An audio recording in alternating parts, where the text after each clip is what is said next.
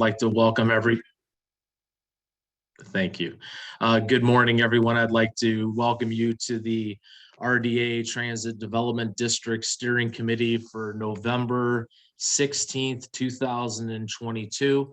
And we'll start with introductions. My name is AJ Monroe, Director of Planning and Community Development with the City of Portage.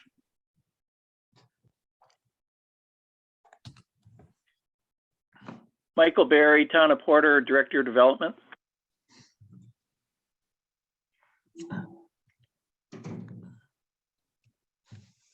Richard Mr. Morris, Morrisroe? Acting City Planner, East Chicago. There you go. John Blackburn, the Town of Beverly Shores.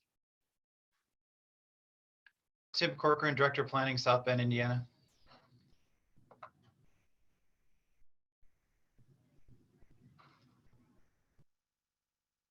I was briefly disconnected, team.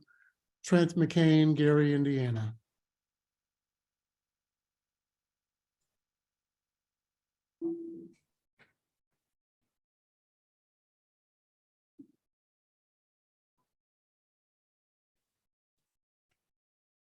All right, I think that's everybody.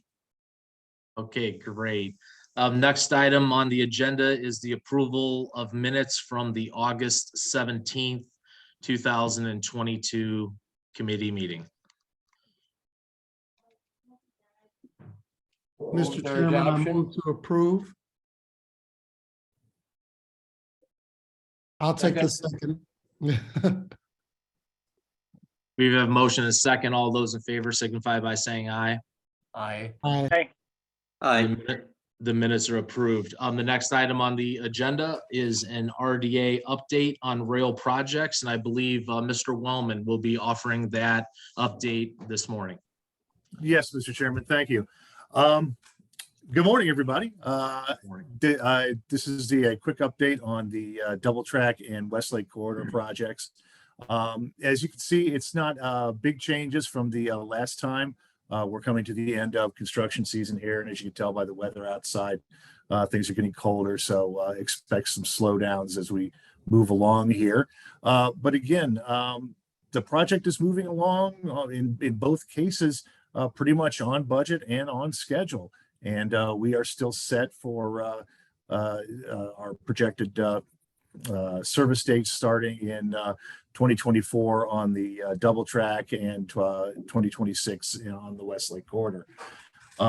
We did have the state budget committee up in Northwest Indiana in late October, just before Halloween, giving them a chance to take a look at some of the work going on double track. Unfortunately, it was pouring rain, so they just got to kind of look out the windows of a bus at it, as well as to also take a look at the Gary Metro Station as they begin to think about how it's possible that we might be able to find a way to improve or replace that particular station. We gave them a brief update on how the transit development districts were going. They seem pleased with our progress, and everything is moving along. And we'll have, of course, some more information from Aaron here in just a few minutes in terms of how the TDD work is progressing currently.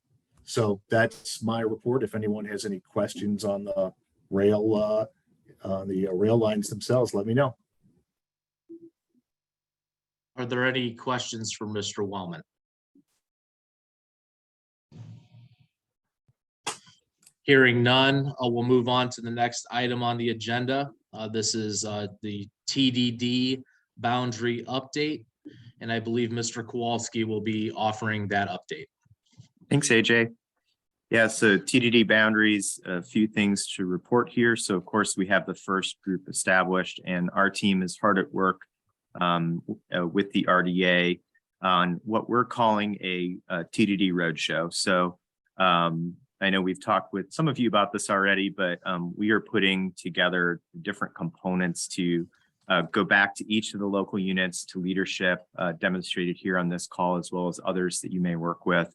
And we're going to set up several meetings. And so, I think the conversation, as I understand it, on the MOUs is ongoing. Policy analytics on behalf of the RDA team is leading that component of this process. Our team is also working on what we're calling a policy and procedures manual that is really focused on helping implement TOD using the TDD tool. So that's another thing that will be rolled out here right after the first of the year. And then from there, we want to work with each of the local units in a way that is in line with, communities' land use and economic development growth wishes to help to market the TDD and the TOD opportunities within the TDDs in Northwest Indiana. So likely to be several meetings coming up after the first of the year in that regard. Really trying to use the tools that we've developed as part of the TDD and parallel TOD planning processes as a way to move these forward and get the development community and the economic development community excited. We have several boundaries that we are working on advancing that did not go with that first group. We've been hard at work with City of Gary, doing some downtown visioning, as well as understanding what that future transit development district boundary could be. So we've developed several options that we're working to review internally, and then of course review with input from the city. I think we've made a lot of progress there, and again, we would likely advance that in 2023. The same is true for Dune Park and Beverly Shores. We've had several meetings with persons associated with each of those towns and have a good idea of kind of where they'd like to see the boundary drawn. And again, we're kind of sussing out and doing analysis around those economic development opportunities in those areas. In addition, we've met with both national and state park entities to understand kind of long-term goals and needs for areas that would likely fall outside of a transit development boundary, but perhaps adjacent in some of those jurisdictions that back up to the national or state parks. So it is likely that several of these boundaries will be brought before the RDA board in 2023. We also have checked in with NICD in particular on South Bend Airport. We believe, and I know Tim Corkin is on this call from South Bend as well, that boundary would need to wait until there's kind of final FAA clearance on kind of a moving of the rail that I think has been in the press, interacting with runway clearances and other permissions. So we need to understand, if that is moving ahead before we would work with the community to draw that boundary. Hey, Aaron, thanks for that extra little bit about the FAA stuff. Do you have the airport plan or their sort of initial ideas of what they're thinking? I have the one from a couple years ago. Is there a newer one? I think that's the one. I was just wondering if you could just email that to me. Yep, absolutely. Thanks, appreciate that.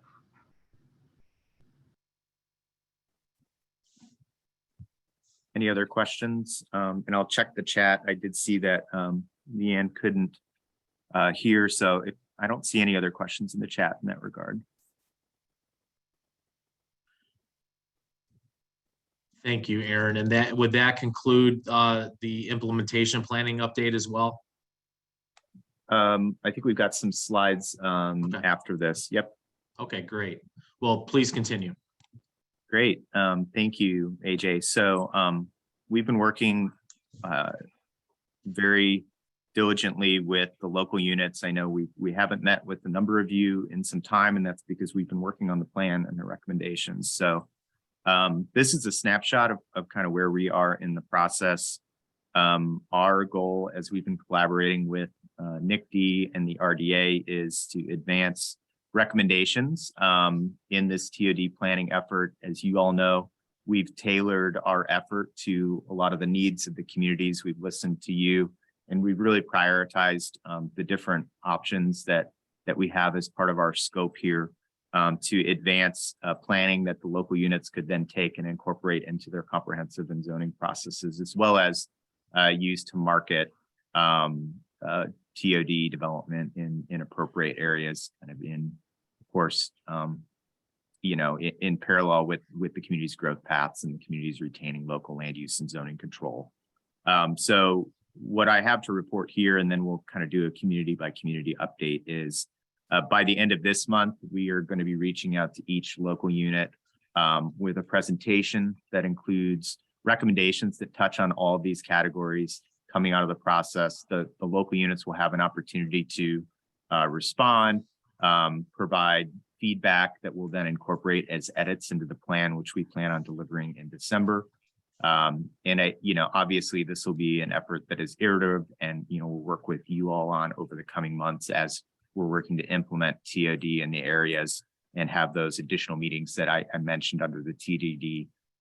But our goal is to try to get in front of you all with a presentation before the end of the year still, and deliver that draft plan as well, so that everyone can kind of provide feedback on this transformative TOD support effort for the communities. I know a lot of our local units are either undergoing or getting ready to undergo comprehensive planning and or corridor planning. And so the goal here is that this work that we've done together as part of this TOD effort can be used to move forward your individual planning efforts as the community, as you look to promote your own version of TOD or in some cases, mobility oriented, good quality walkable development. Next slide, please. And then we have a number of kind of what we call additional planning tasks that have kind of fit into the scope that are requests by the local units. You'll see some of them are still in process. If you're in this list for in process items, we will be reaching out here in the near future to get a meeting scheduled to go through these items as well. Dave, please keep going. So updates here, what we've kind of decided to do is kind of a teaser for the upcoming meetings are sharing out some character images, some provided by us, some provided by others, development areas. So we've worked with the team at Policy Analytics and KPMG to suss out where we believe TOD investment could occur in each of these areas. And then where there could be other areas that change within the TDD boundary here in the future. As part of the plan, we have put together projections for what we think could occur in the 5, 10, and 20 year kind of timeline as well. So this is Michigan City. We do already see transformative development occurring in Michigan City. And of course, the city's economic development and planning department have been a big part of that. You've got the 11th Street station that is, of course, coming online. And there's a ton of development along the Franklin Street corridor, as well as the former hospital site, and then up on Trail Creek that is all within a walkable distance or a bus ride to the station, and is really going to bring a lot more people to this walkable downtown area and contribute to the ability of this area to see significant economic development. Next slide, please. And then what we call big moves. So these are some of the kind of central components of the TOD study that are important to each of these communities. So the 11th Street corridor, of course, the work that NICD is doing with the grade separation is key to unlocking, this station as kind of a modern, part of the train system that will not have the road interurban type line anymore. But 11th Street is really kind of the center of the downtown. In the past, the downtown has been thought of mostly north of 11th Street, but as we see it, the growth can occur on both ends of this station in formation of a downtown TOD with medium density redevelopment and preservation and an adaptive reuse of historic structures in the area. The Franklin Street corridor is really important to the city of Michigan City. And as part of this work, we actually have put together some corridor sketches to think about transitioning the one-way portion of Franklin Street into two-way. And then, of course, the waterfront district is kind of a landmark piece of Michigan City's downtown and plays an integral part in attracting people to want to live and work in the downtown area, take the train for both, business, personal, and also tourist purposes. Next slide, please. We've been working also very closely with the city of Hammond, looking at development potential rooted in the Gateway Station area, as well as further south in support of their recent downtown planning, which we kind of rolled the recommendations from that plan into this process. You can see a couple images of examples of development character that are being informed by the plan. Now, these are example images. These are not, any developments that are on the books or are imminent to happen, but these are examples of the kind of development that the community would like to see in the area of the station, both at the Gateway Station and further south. Next slide, please. And then if we think about big moves here, so the new station itself and the relocation of, the station a little bit further west to service both Westlake and Double Track is huge.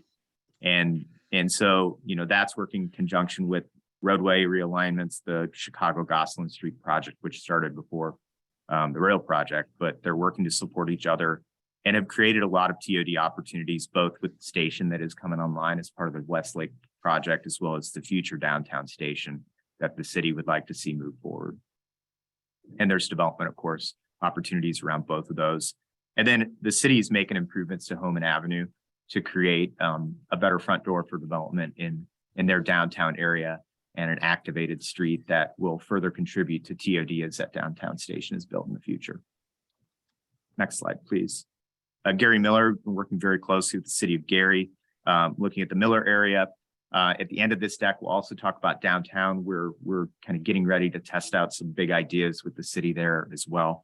But the idea with TOD at Gary Miller is how do we take, the good bones that exist within the Miller Lake Street Business District and really promote them in a way to allow for the station area to develop in some degree with TOD, but really concentrate on building upon that business district as the core of the Miller area, as is kind of a naturally occurring historic TOD along the South Shore line. And then in addition to that, thinking through opportunities along Miller Ave. Next slide, please.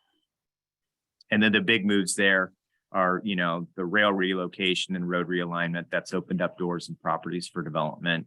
The Lake Street TOD in itself, seen as an investment in an opportunity to really continue to revitalize the Lake Street Business District, and then really promote residential neighborhoods and the development of additional homes within the Gary Miller area in close proximity to that station. Next slide, please. East Chicago, we've been working really closely with the city of East Chicago. One of the priorities in East Chicago is how do we get Indianapolis Boulevard straightened out in a way that is more of a walkable, active street with safe crossings to the station as it exists today. And then promoting, the ability for limited scale development along Indianapolis Boulevard nearby the station that's community focused with amenities supportive of the existing Roxana neighborhood as well as the NICD station as a long-term goal. Next slide, please.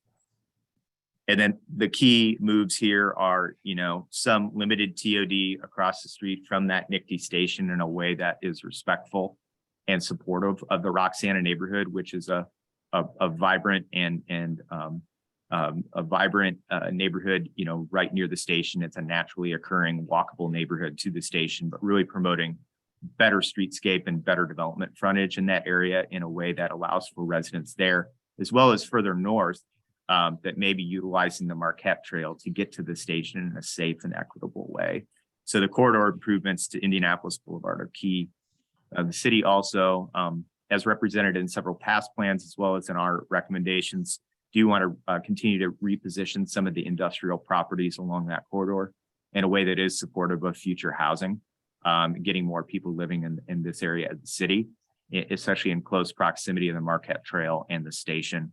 And then re-envisioning the river is kind of a front door to this TOD area, as well as, an anchor and an amenity for the community as it is continued to be invested in and cleaned up over time. Next slide, please. Munster, we've been working very closely with Munster and Dyer. I should say this is Main Street. This is a TOD area that, really is in two communities. We've worked with both communities closely on Main Street, understanding that, they are working currently with NERC and a consultant to envision Main Street. We've put together some sketches for how those could connect with the NICD plans that connect into the Main Street station, as well as an ability to create a complete street in this area that could allow for development. And this image here is actually in the town of Dyer is envisioned in their comprehensive plan for limited scale TOD development to occur along this corridor in a way that is supportive of the community's individual land use needs, as well as the residential neighborhoods in the area. Next slide, please. And the big moves here, continue to think about opportunities for economic development nearby the station with what we're calling mixed use town centers. So this is, kind of a mix of housing types as well as other uses near the station and then in other areas close by that can be supportive of the community today. Main Street is a key component of this process. It creates a better front door for the station as well as an amazing gateway for both communities and are supportive of both of their comprehensive planning and the town of Munster's recent corridor planning. And then supportive of residential neighborhoods, understanding the ability to attract multiple housing types near the station in a way that gets more people living within a close walkable proximity to the station. But then also in a way that doesn't negatively impact any existing single family housing in the area. Munster Ridge Road, the town of Munster has done a great job, and you see some of the images here of kind of the aspirations for how they would like Ridge Road to be improved in the future. And we've really, kind of tried to follow the town's lead in this regard. We do think that there's opportunities for some complementary development that still allows for that Main Street feel, or I should say Ridge Road feel, excuse me, to exist in this area. Next slide, please. And then the key components here are, understanding if properties do become available for development in the future, even if it's long-term, understanding what kind of development per the town's new zoning code is appropriate in these areas and how that in conjunction with corridor improvements can really support complementary commercial as well as support the residential neighborhoods that are naturally occurring TOD walkable to the station. Next slide, please. Portage, we've been working closely with the city of Portage. AJ, I need to schedule a meeting with you hopefully next week to review some sketches and concepts. But the idea here is that, again, there's opportunities for growth and investment in this area. Next slide, Dave. And that, this really has to do with, long-term road improvements, maybe some smaller scale development around the station, and then really emphasizing the ability to get a lot of people living around the station long-term in a walkable way, perhaps trail-oriented type way to the station area. Next slide. And then Gary downtown, working very closely with City of Gary, understanding the opportunities in the downtown as well as a phase one, which includes potential for a new station as well as opportunities to redevelop areas very close to that station. Next slide, please. And part of that has to do with reestablishing a pedestrian scale bridge, activating the station anchor, actually pulling the station closer to Broadway, and then creating better corridors, looking at Broadway 4th and 5th in a way that creates high quality walkable corridors, a new front door for the station as well as downtown, and really a draw for people that are coming up I-65 and are coming to this station. It really does need to be, a transformative station that can kind of anchor development in the downtown area, create safer corridor connections, and really try to emphasize also the neighborhoods and the parks in the area to get more people living in downtown Gary. So, and next slide, please. I think that's it from me, Dave. I know we had some other updates on the agenda.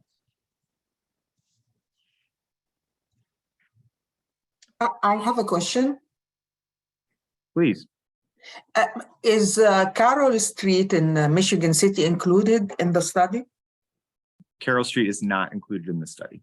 Okay, thank you. Thank you, Ahmad. Are there any other questions for Aaron? Hearing none. The next item on the agenda is the NERC TOD program overview. and Aman Ibrahim from NERC will be providing that overview. Aman? Thank you, AJ. I'm just sharing the street. I'm trying to share the.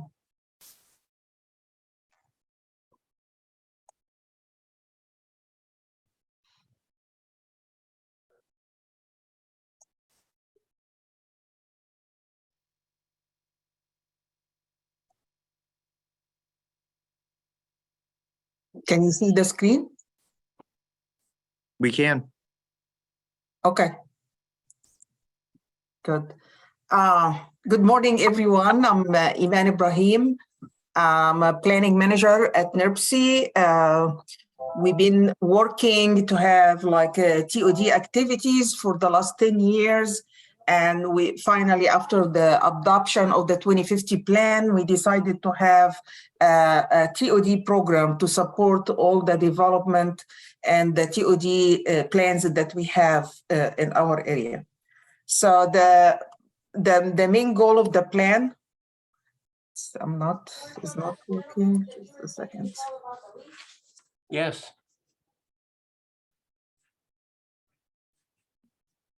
Sorry, it's the slideshow. I think I'm having issue with that.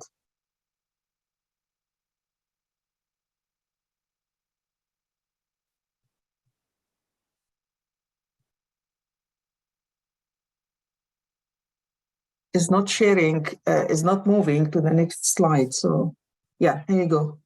There you go. So the TOD goals was basically to bring vitality to all of the TOD area within Northwest Indiana. We also wanted to renew our older communities and neighborhoods.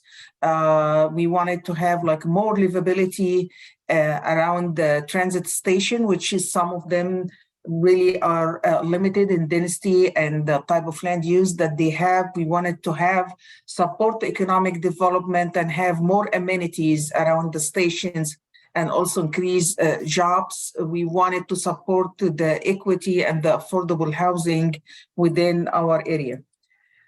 So first, of course, we are supporting the RDA work on the Westlake Corridor and the South Shore double track. And in this one, we included the 13 stations. And just to clarify that, this is not the TOD plan, we're just putting a program. And for the purpose of the program, we wanted to have like some sort of analysis to decide on what type of funding we need to put in this program. So we selected the 13 stations on the South Shore and the Westlake Corridor, and we also selected 5 bus stations, one in downtown East Chicago. Gary area has the 11th Street station, and also they have one by the ION area. And the one in Maryville, which is intersected with US 30 and Broadway, and then Valparaiso, which is a major TOD area in Campbell Street and Brown Street.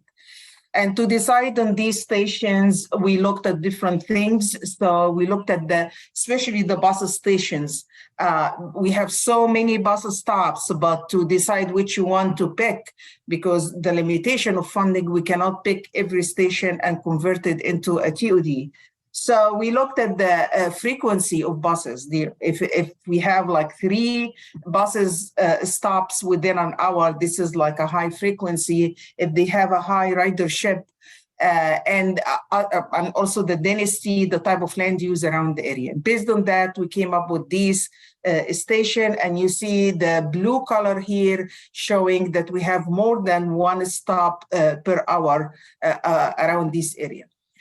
East Chicago did not show the blue one, but like we talked to GPTC, they have stops, and also we have the East Chicago bus system also stop in downtown, and that's give it like a high frequency to the East Chicago area. So we started with these 5 stations for now to be eligible for the future funding. So as part of the analysis to put the program together, we we thought that like we have to look at the typology of the area, the type of land use, the transportation network within the area, connectivity, the street network, the parks and open space around the area, bike and pedestrian connectivity. So one of the things is we looked at the housing units per acre and employee per acre, and it shows right away, like Michigan City, for example, they have a very high density here in comparison to the other 17 stations, and the same for employee per acre. We have here the Gary Metro Center has a very high density of employment, but they don't have a high density of housing or population. And that's in the next slides here. It shows in this one, we compare all of the employment and residential in comparison. And if we have like the green color, like more close to the blue color, it means that we have a good balance of employment and housing and population within the area. If we have like one color dominating the others, it means like we need to study this area. But some area that are not feasible, like Doom Park here, as you see that it's mostly residential. The only employment within the half a mile here, it's actually the NICTI offices in Doom Park. That's the only one we have here within the half a mile.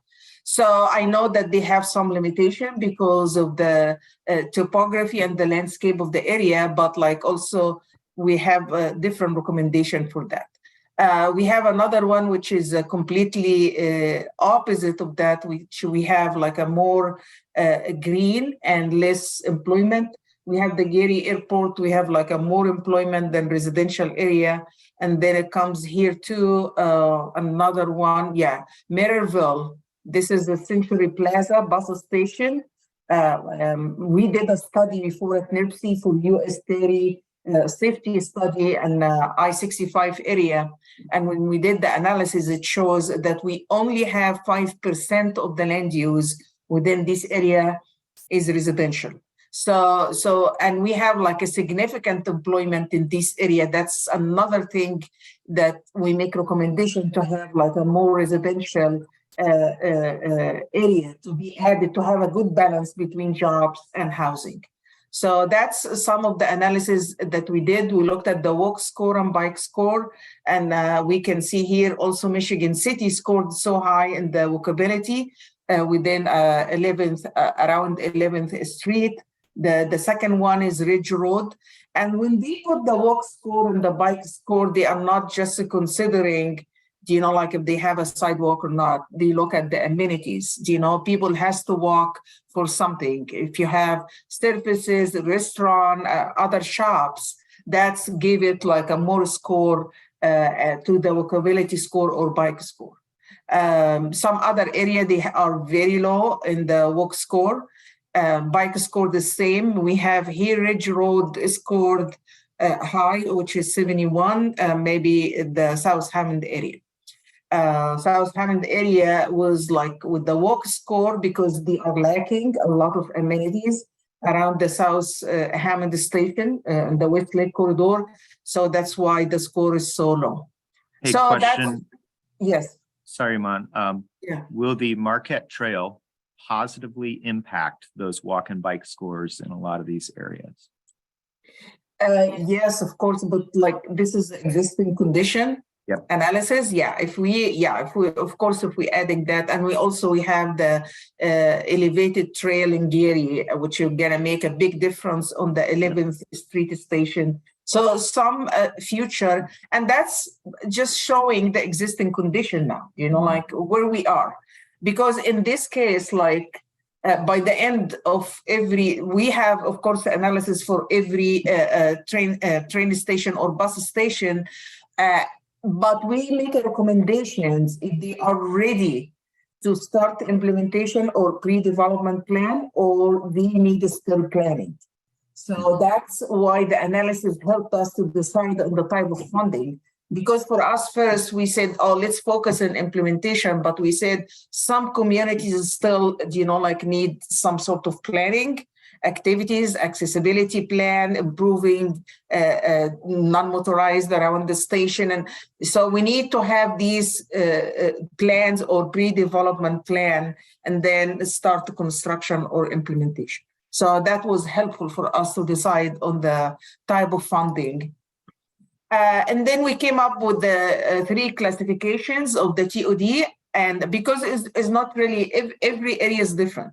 And for example, Beverly Shores or Doom Park, and these areas are limited because of the state park and the national park surface. So, and really they don't have any room to grow much. So we can't compare that to a TOD1, which is urban core or a downtown area. So that's why we have like a certain like elements should be in every type of TOD. Like the TOD, this one showing like a Michigan City around 11th Street, which they have a strong street network, which is really, this is a good base for them to have a TOD in a downtown area or urban core. The second one here is suburban community. I'm showing examples here around Ridge Road. They have a good also connectivity and network around the station. The third one, which is a commuter community, these station, they have really quality transit. They have a higher ridership. People like to go either for Doom Park and Ogden Dunes, Portage, and Beverly Shores. However, like it's like maybe we need to, Portage and Ogden Dunes, maybe it's different. They have still opportunity to have, like a good land use across from the station, but the other 2 stations, they don't have much really to add within their area. So maybe they need to improve accessibility to their stations. So I'm showing a different example here, TOD1 like a downtown Gary, TOD3, this is like a Doom Park station, and this is like a TOD, the bus station here in Valpo, which is showing also the type that we're looking for and livability. So these are the type of the TOD. So to decide on investment, we have like a different type of investment will be in this area, the TOD progressing, this is like showing a successful land use. They already have a good base. They have a land use, maybe, which is, I think it's a universal issue that they don't, most of the communities nationwide, like they don't have enough affordable housing, and that's what we put emphasis, like maybe this is like a good quality, but they need to include some sort of affordable housing and also focus improvements, amenities like a streetscape area. So these are areas that they already progressing in the type of TOD. They are ready to have a pre-development plan and then move to construction. The second type is TOD emergent, and this one, they have a good basics for a TOD. They have a good connectivity. They have maybe the right zoning, but they don't achieve the building density. So if they are TOD1 or TOD2, and here is Hammond downtown plan, and I know that they are trying to do much and increase density within this area. So they are really in work, and they try to have these improvements to happen for their TOD area. So they need, like some of them, they will need to enhance the local market strength, increase activity level using the density, create the urban living character, and that's something that really make it a livable TOD area. The third one, which is a TOD restricted type of investment, and as I mentioned, the high quality transit area and Doom Park or Beverly Shores, of course, they don't have the right urban character for a TOD1 or TOD2, but like we are like a less restrict about the elements that should be in the TOD with this type of TOD area. So they usually low in employment and population density, and they are more car oriented. They lack a good street connectivity because of the topography and the landscape of the area. They don't have a small blocks or pedestrian and bike facilities. So the ideal planning would be like improve accessibility to this area, like especially transit to access this station or bike lanes or bike trails, and also walkability from the residential area around the area. So that's a type of investment that we put.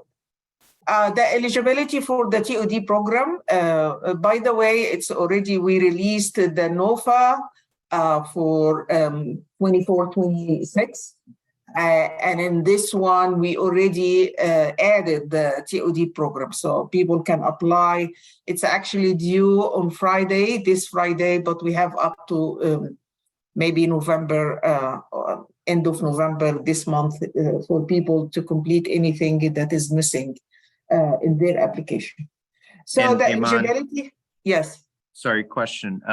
So you mentioned that the TDD areas, and then within the half mile of the South Shore and future Westlake stations, would that also include, like in 2023, if additional TDDs are being created, would those be automatically eligible as well? Oh, yeah. Oh, yeah. All the TDD area is included. So we already including, we know that the TDD area is not covering the whole, like half a mile, which is almost a buffer.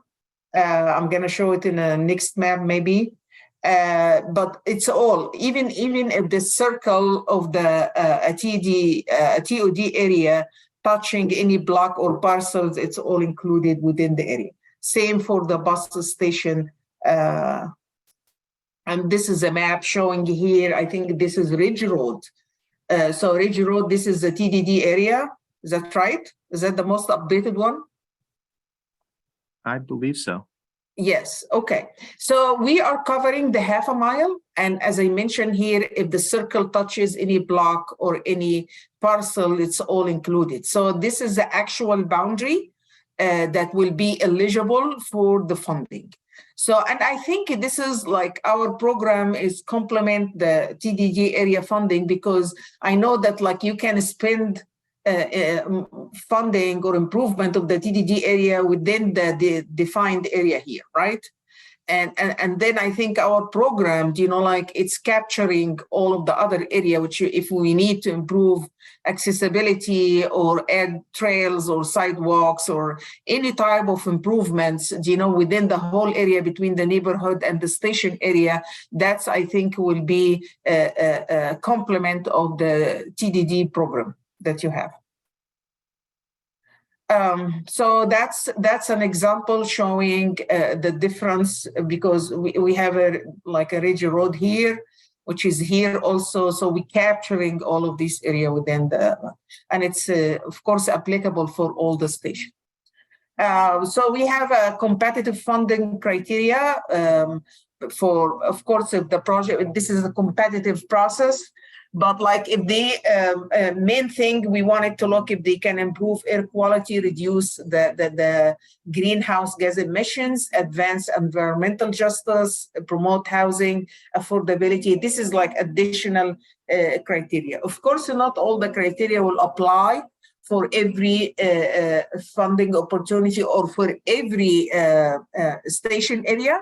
And the staff can decide in that, because we know that not all TOD have the same elements or characteristics.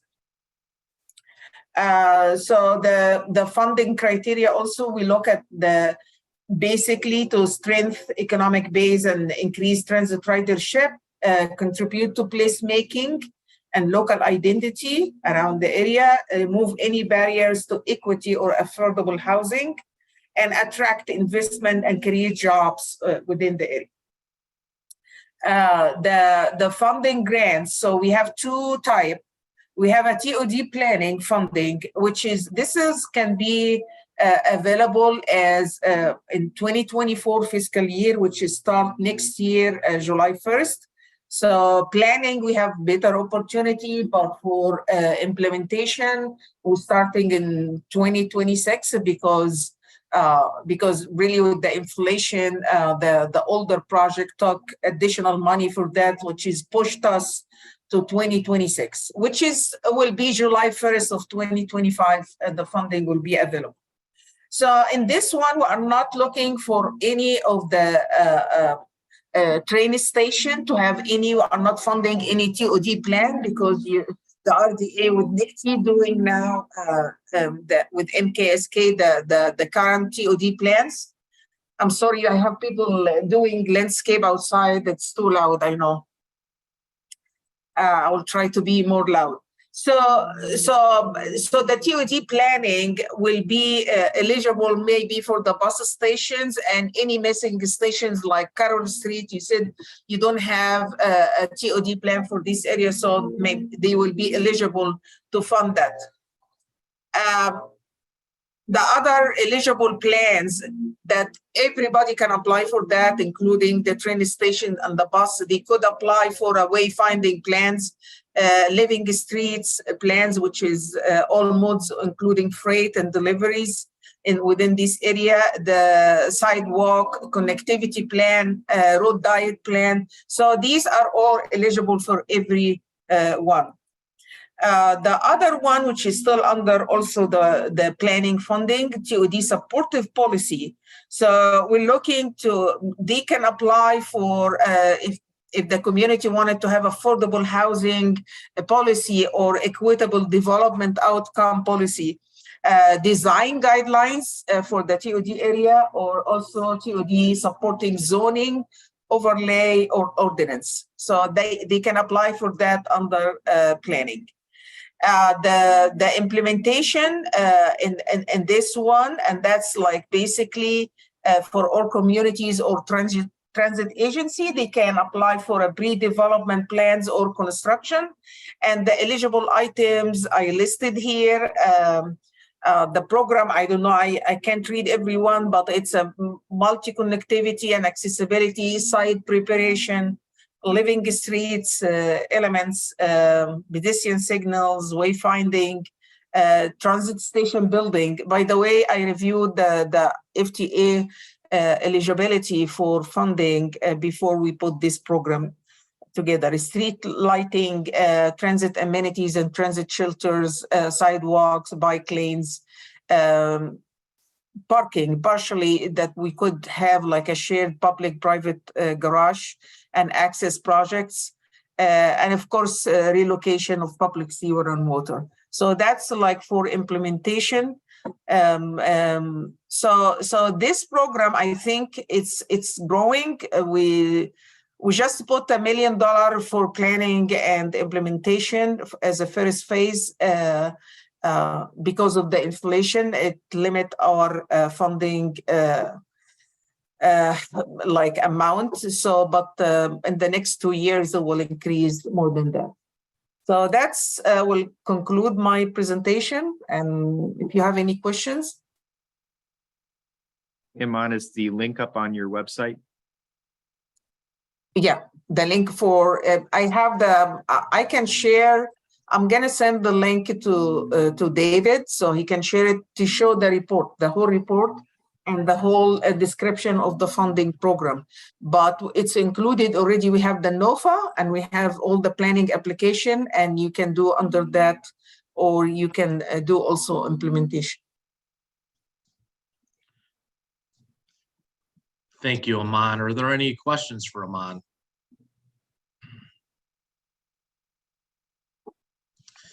Again, thank you. Next, steps and questions.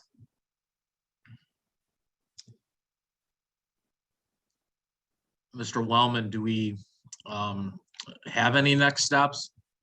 I have a couple of 2023 housekeeping details to just I wanted to mention. My apologies, I did have a slide for this, but that presentation appears to have been overwritten by an earlier version somehow. So my apologies for that. But just to mention, for the 2023 meeting calendar, continuing our schedule of meeting on the third Wednesday quarterly, that would put us on February 15th, May 17th, August 16th, and November 15th. and I'll send all those dates out. If that doesn't work for anybody, let me know. But tentatively, we'll set that for the calendar for next year. The second thing I would mention is that I will have reappointment letters going out to all your appointing authorities here before the end of the year. So because the term is 1 year on the steering committee. So I will copy all the current members of the steering committee on those letters when they go out. So if you want to continue to participate, and if your appointing authority is amenable to that, obviously, you just need to get us a letter to that effect back to us next year. And then finally, just a note that on the first meeting of the year, we'll be looking to elect a chairman. And so if anybody would like to raise their hand for that job, you can think about that and who might want to take that on next year. And that is all I had to bring up. Okay, thank you, David. Is there anything else that needs to come up this morning? Hearing nothing, I will entertain a motion to adjourn. So moved. Second, There's a motion and a second. All those in favor signify by saying aye. Aye. uh, Aye. happy Thanksgiving, everyone. Bye. Thank you. You too. Thank you.